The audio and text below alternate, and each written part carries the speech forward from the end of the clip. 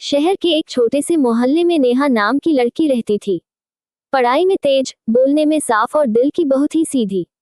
लेकिन शायद यही 3 चीजें औरतों के लिए दुनिया की नजरों में जहर बन जाती हैं।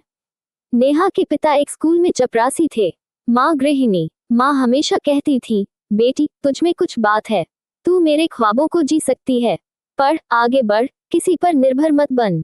और नेहा ने वही किया, दिन रात एक करके पढ़ाई की, टॉप किया, स्कॉलरशिप से कॉलेज में दाखिला लिया और एक अच्छी मल्टीनेशनल कंपनी में जॉब भी पाली।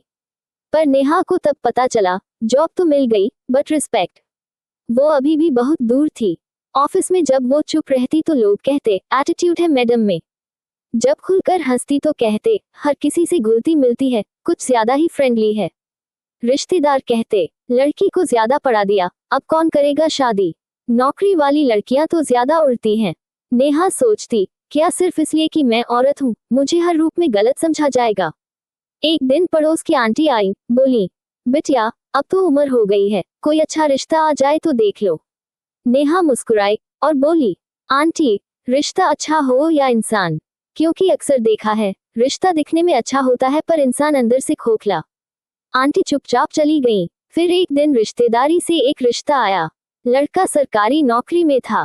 पहली मुलाकात में ही उसने कहा, तुम्हारी जॉब तो ठीक है, लेकिन शादी के बाद तुम वर्क फ्रॉम होम करोगी। और हाँ, मेरे मम्मी पापा को तुम्हारा मॉडर्न रहन सहन पसंद नहीं। नेहा ने मुस्कुराकर चाय सामने रख दी और कहा, आपको मेरी पढ़ाई से डर लगता है या मेरी पहचान से।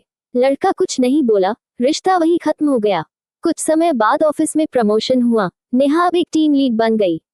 वही लोग जो कहते थे कि लड़की होकर ज्यादा ना बोला करो, अब कहते, बॉस बनने का घमंड आ गया है इसमें। नेहा को अब एक बात समझ आ चुकी थी, दुनिया चाहे जो कहे, एक औरत को हमेशा अपने लिए खड़ा होना पड़ेगा, खुद को खुद से ही साबित करना पड़ेगा। फिर एक दिन कॉलेज का एक पुराना दोस्त राहुल मिला।